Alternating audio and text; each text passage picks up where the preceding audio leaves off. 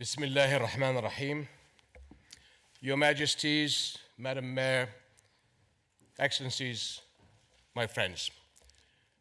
Thank you so much for those kind words, and it is truly an honor for me to be back here, and it is no accident that when people everywhere hear the words The Hague, we think of justice and peace. And the world-class program is part of your city's inspiring commitment, especially to the future that we all share. So let me say I am really especially pleased to have this opportunity to speak with students. One of the most satisfying parts of my work is always meeting and talking with your generation, a major part of Jordan's young population, and a truly global force today. I see your energy, I see your concern for the world, and I see a generation with tremendous talent. And there are many ways to use that talent and energy and concern.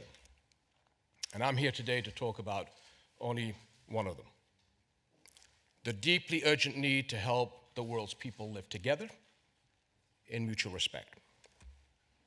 Humanity is filled with diversity, different religions, different communities, different cultures. But every day in the news, we see anti-diversity, sectarian fears and conflicts, people excluding and maltreating those they see as the other, minorities or people of different faith, even women, half of humankind.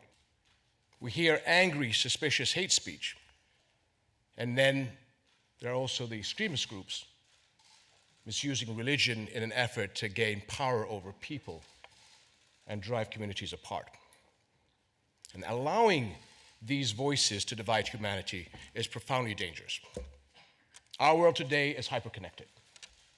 Global cooperation is absolutely necessary to meet our challenges because our challenges are shared. How can any one country or group protect our borderless environment or stop global epidemics? How can the global economy thrive if we do not work together to heal development gaps and stop chain reaction recessions, or even worse? How can we protect our people if we do not respond in unity to the regional crises that spread desperation and violence worldwide? And how can we do any of it if we don't understand that humanity is one? And I've always been puzzled when moral life is seen as somehow separate from the hard realities of economics and politics and technology. How we live and work together depends on morality, depends on how we live up to our values. And our values support the coexistence that is the only way in a complex world that our countries and peoples can survive and prosper. And I'm talking about mutual respect, tolerance, and compassion. These are my values as a Muslim. I share them with billions of my fellow Muslims around the globe and throughout Islam's history. And we are obviously not alone.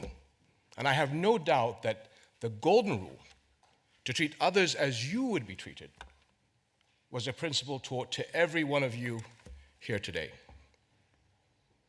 Indeed, the three monolithic faiths, Islam, Christianity, Judaism, as well as other world religions, have in common these two greatest commandments: to love God and love our neighbor.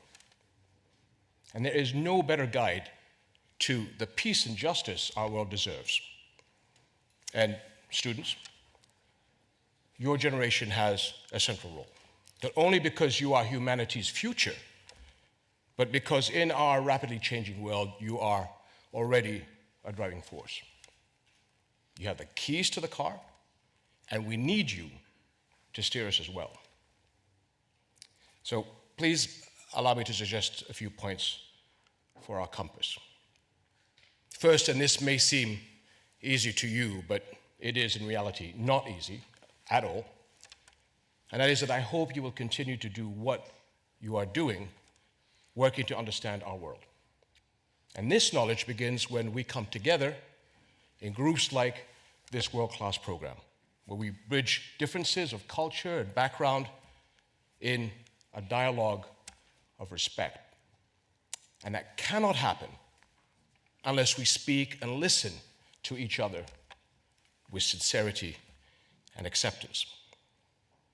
Jordan has worked extensively to bring people together in new knowledge of each other, through the Amman message, through a common word, through the Interfaith Harmony Week. Each of you has a role to play also.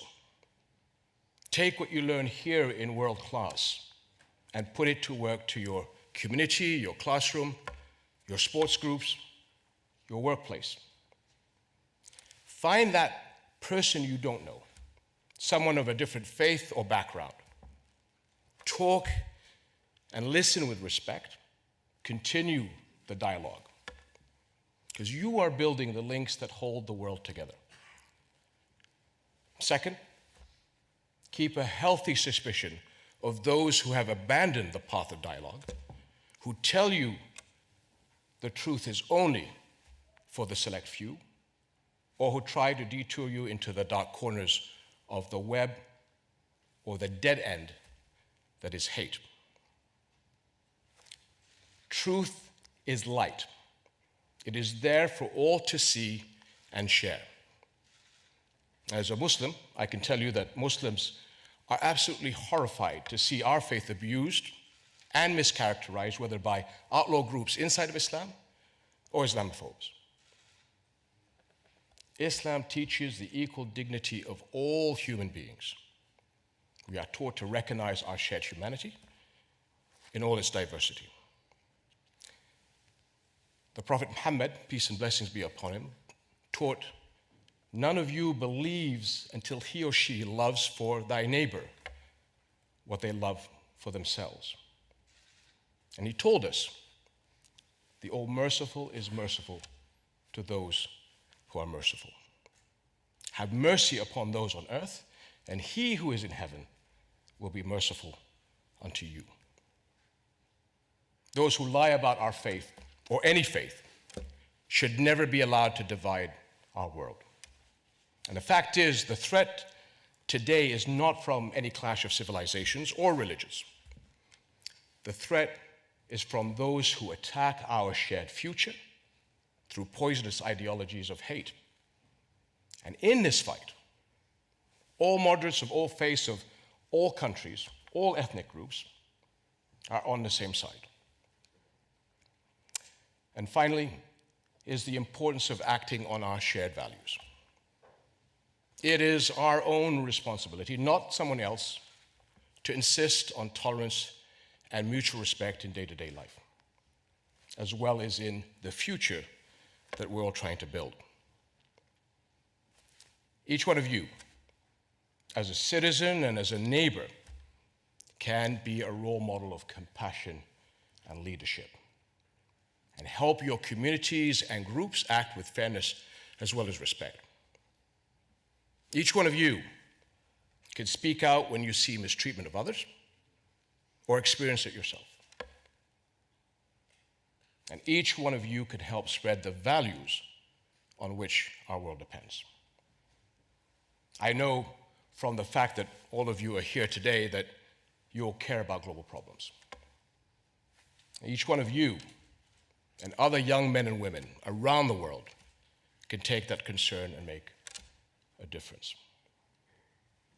It is you who can energize the international community to act on our shared values, whether in supporting sustainable development or addressing environmental threats or finding inclusive political solutions to the regional conflicts that have caused desperate refugees to flee. But above all, we must fight the exclusion of any people, especially young people, from the promise of our age. Let us give everyone a stake in a future of justice, mutual respect, and prosperity, as well as peace. Jordanians acted on our values of compassion when millions of Syrian refugees fled the violence in their country beginning of 2011. We currently have 1.3 million Syrian refugees, and that's 1 for every 5 Jordanians. And this is in addition to millions of other refugees from other crises. Now we depend on our friends to act on their values, to relieve our overburdened people and give them hope for the future, and also to prevent a lost generation among Syria's future citizens.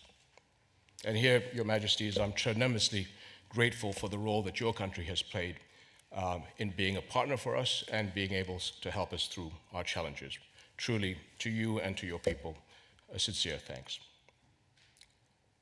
Global action on shared value is also critical, especially when it comes to ending conflict.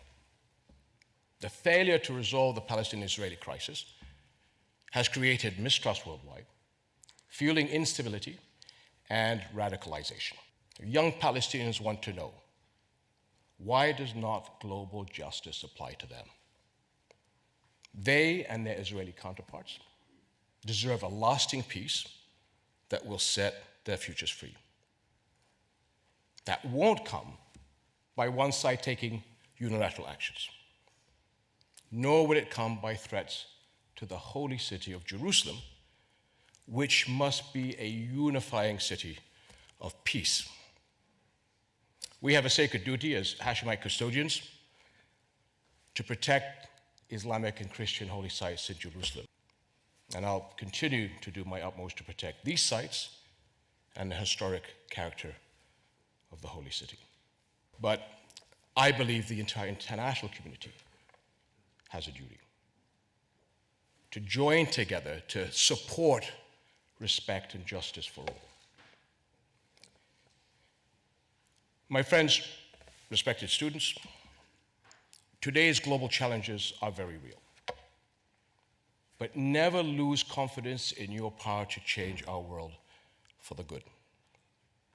Your voices are already defining and describing our world for millions, if not billions of others. You are the app users, the developers, the artists, the writers, the teachers to be, founders of startups, the innovators, and the influencers. So use your knowledge and technologies as paths to a better world. And let your shared values illuminate the way ahead. And help us all walk away from disrespect and ignorance. Take the world in a better direction and help shape the better future you all truly deserve. Thank you very much.